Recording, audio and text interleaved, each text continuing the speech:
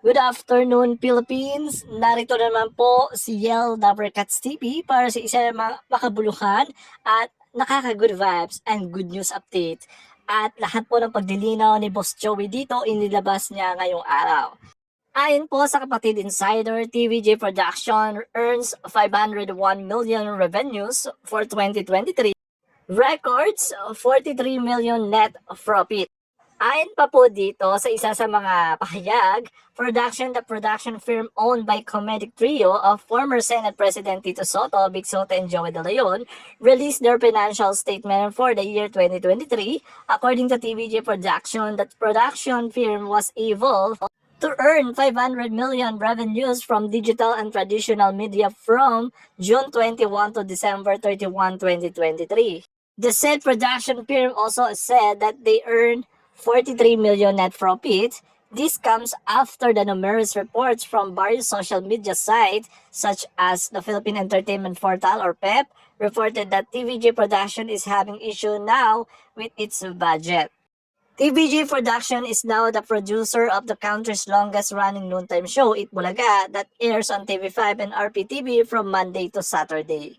At kasunod po niyan ang isa sa mga pahayag ni Sir Joey De Leon na inilabas niya ngayong umaga sa kanyang IG post. At ito po isa sa mga pagdilinaw po sa mga pinagsasabong po ang Showtime at ang Itbulaga. And also guys, yung isa sa mga issue na pinapakalat po ng ilang social media news site like Pep, si OG Diaz, si Chaka Puso, ilan po yan sa pinaringgan po ni Boss Joey noong nakaraan. And exactly guys, wala naman daw problema po sa Showtime at Bulaga, magkakaibigan po sila.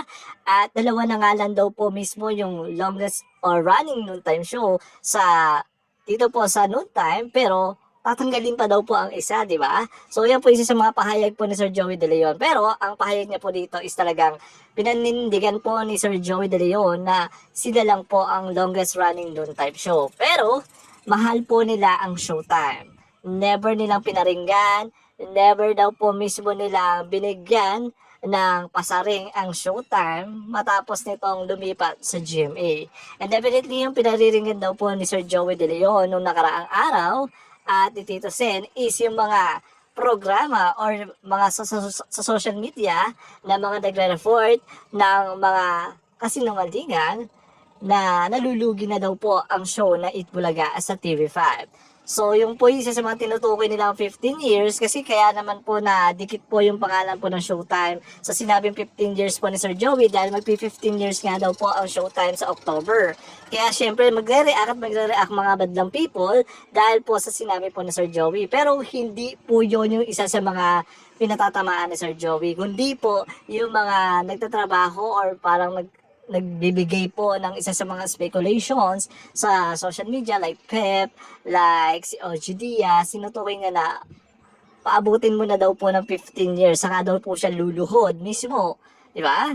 So, yan po isa sa mga pagpaparinig ni Sir Joey De Leon sa mga social media news site na nagbibigay ng mga ka-fake newsan na nagpapahayag po na hindi kagandahan mismo patungkol po sa Eat Bulaga. Dahil hindi po totoo na magsasara ang EV dahil napatunayan po yun ng TVJ at meron na pong hawak ang mga TVJ Defender na katibayan. Nasa kanila na po mismo ang isa sa mga print ng katibayan para po dito po sa totoong kinita ng Itbulaga at totoong hindi po nalulugi ang Itbulaga sa pagkakataon to. Mula 2023 nung nagsimula po sila sa TV5 hanggang ngayong taon, malakas po ang Itbulaga at never silang malulugi dito. Sa mga tuwid guys, sa mga nagpapakalat po niyan, it's up to you, it's up to there. Ang mahalaga po mismo sa Itbulaga ngayon, napatunayan na po ni Sir Joey De Leon na wala pong katotohanan. Ang kumakalat na balitang lugi po ang Itbulaga.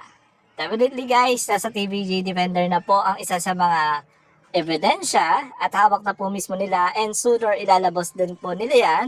At parang iniintay lang talaga nila na maglabas po ng katibayan si OG Diaz para po dito sa ibinahayag niya sa kanyang vlog na nalulugi na daw po ang EV. So inaantay lang daw po si OG Diaz sa maglabas po ng ebidensya. Bago ilabas ng TVJ Defender, yung isa sa mga resibo po natin para po patunayan na wala pong nalulugi na Eat Bulaga ngayon. So sa iba pang update, manatili po kayong nakatutok po sa update po ni Yel Dabricats TV. At hanggang dito na lamang po ang quick update natin ngayong tanghalian. And thank you and see you for my next update video. Bye bye guys!